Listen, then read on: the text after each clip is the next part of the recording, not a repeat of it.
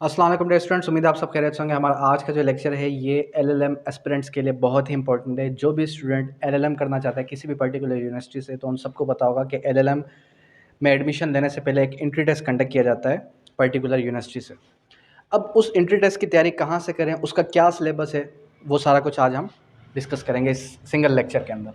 सबसे पहले अगर बात की जाए कि एलएलएम की जो है एलएलएम के लिए कौन सी यूनिवर्सिटी बहुत ही अच्छी है, किस यूनिवर्सिटी से एलएलएम करना चाहिए।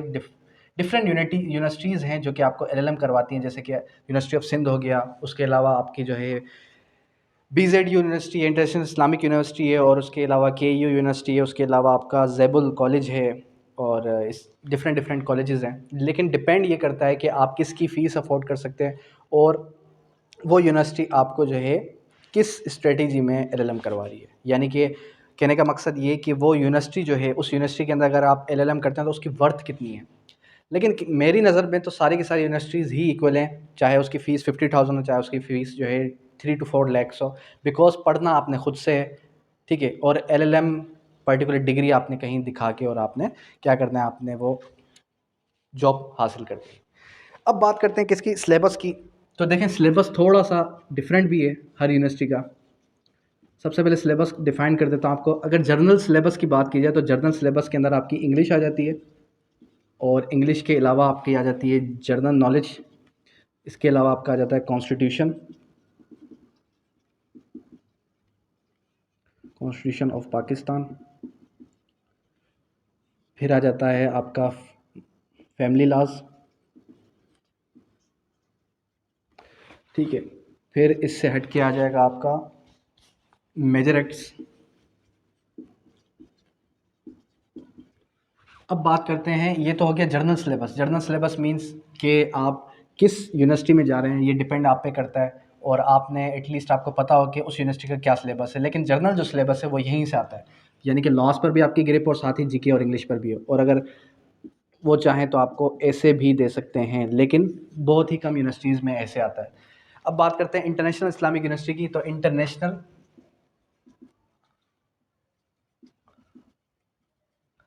इस्लामिक जो यूनिवर्सिटी है उसका सिलेबस थोड़ा सा चेंज है।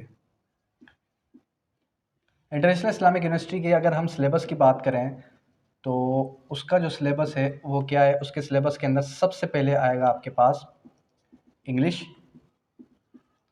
ठीक है। इंग्लिश के अलावा क्या आ जाएगा, इंग्लिश के अलावा फिर आ जाएगा आपका कॉन्स्टिट्यूशन, और कॉन्स्टिट्यूशन के अलावा फिर क्या आ जाएगा, कॉन्स्टिट्यूशन के अलावा आ जाएगा आपका जूरिस्प्रूडेंस। अब जूरिस्प्रूडेंस के अंदर वही बात आ गई, इस्लामिक भी आ गया, और इस्लामिक के साथ साथ फिर मॉडर्न भी आ गया। दोनों के दोनों जूरिस्प्रूडेंस आ गए। जूरिस्प्रूडेंस के बाद फिर क्या आ जाएगा आपका सिविल लॉ, और फिर आ जाएगा आपका क्रिमिनल लॉ, ठीक है। सिविल लॉ आ गया, क्रिमिनल लॉ आ गया। फिर ये तो हो गए 60 मार्क्स। 60 मार्क्स कैसे होंगे ये, यहाँ से आपके आएंगे 20 मार्क्स इंग्लिश से, ठीक है। कॉन्स्टिट्यूशन से कितने मार्क्स आएंगे, कॉन्स्टिट्यूशन से आपके आ जाएंगे 10 मार्क्स। जूरिस्प्रूडेंस को मिला के आपके बन जाएंगे 10 मार्क्स। सिविल लॉ से कितने मार्क्स आ जाएंगे, सिविल लॉ से भी आ जाएंगे आपके 10 मार्क्स, और यहाँ से भी आ गए आपके 10 मार्क्स। कितने हो गए ये, 20, 30, 40, और ये 20, इसके 60 मार्क्स ये हो गए। अब आपने स्पेशलाइजेशन किस पे करनी है, आपने इंटरनेशनल लॉ पे करनी है, या फिर आपने करनी है ह्यूमन राइट्स में, या फिर आपने किसी और पर्टिकुलर सब्जेक्ट में स्पेशलाइजेशन करनी है। तो उस पर्टिकुलर सब्जेक्ट से कितने मार्क्स आ जाएंगे, 40%।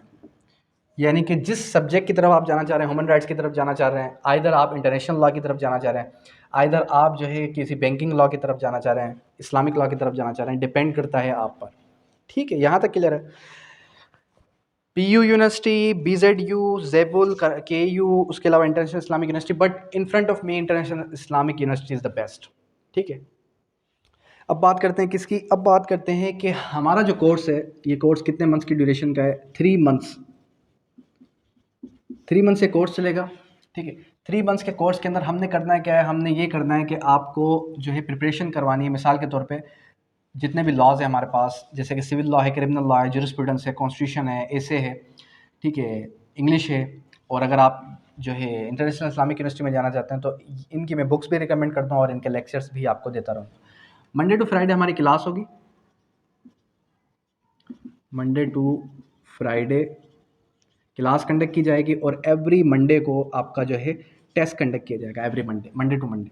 उस टेस्ट के अंदर क्या होगा, वेब जनरेटेड टेस्ट होगा, जो भी मैंने पूरा वीक पढ़ाया होगा वही टेस्ट आपका through web generated test Monday को कंडक्ट किया जाएगा, जो कि एमसीक्यूज बेस्ड टेस्ट होगा। जैसे आप लिंक ओपन करेंगे आपके सामने पूरा का पूरा टेस्ट ओपन हो जाएगा। अंडरस्टैंड? इस तरीके से हमने क्या करना है, इस तरीके से हमने नियर अबाउट कोई 3 मंथ्स के अंदर कंप्लीट प्रिपरेशन कर लेनी है इन सब्जेक्ट्स की या इन सब्जेक्ट्स की, क्योंकि जाहिर सी बात है टोटली जो है सेम ही है, 60% सिलेबस सेम ही है।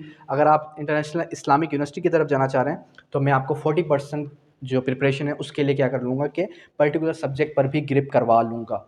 लेकिन जर्नल जो सिलेबस है, जर्नल सिलेबस के अंदर जो इंपॉर्टेंट जो आपके क्वेश्चंस हैं वो कहाँ से जनरेट होते हैं, वो जनरेट होते हैं आपके मेजर एक्ट्स में से। और सबसे ज़्यादा फोकस किया जाता है, सबसे ज़्यादा जो फोकस किया जाता है वो आपके कॉन्स्टिट्यूशन ऑफ पाकिस्तान की तरफ किया जाता है। जितना ज़्यादा आप कॉन्स्टिट्यूशन ऑफ पाकिस्तान की तरफ फोकस करेंगे उतने ज़्यादा आप मार्क्स ऑब्टेन कर सकते हैं, क्योंकि इसके नियर अबाउट कोई 10 to 15 मार्क्स आते हैं। यहाँ पर भी 10 to 15 है, वहाँ पर भी 10 to 15 है।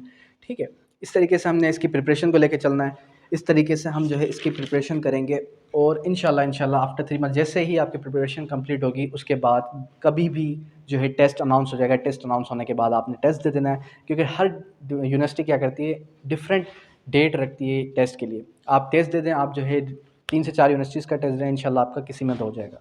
अब सिंध के अंदर अगर बात की जाए तो सिंध के अंदर ये होता है कि अगर आपका बीच में गैप आ गया 1 ईयर 2 ईयर का एलएलबी करने के बाद, एलएलएम के एडमिशन के दौरान, तो फिर उसमें आपकी मार्क्स जो है वो 3 to 4 पॉइंट परसेंट जो है वो माइनस भी होती है। ठीक है, यहाँ तक अगर किसी भी स्टूडेंट को कोई भी क्वेश्चन है, कोई भी क्वेरी है, या फिर वो नोट्स पर्टिकुलर लेना चाहता है हमसे, तो वो गिवन नंबर पर नोट्स भी ले सकता है। और अगर वो क्लासेस जो है ज्वाइन करना चाहता है, ग्रुप को ज्वाइन करना चाहता है क्लासेस के लिए, तो वो हमसे कांटेक्ट करके ग्रुप को भी ज्वाइन कर सकता है। Thank you, that's all.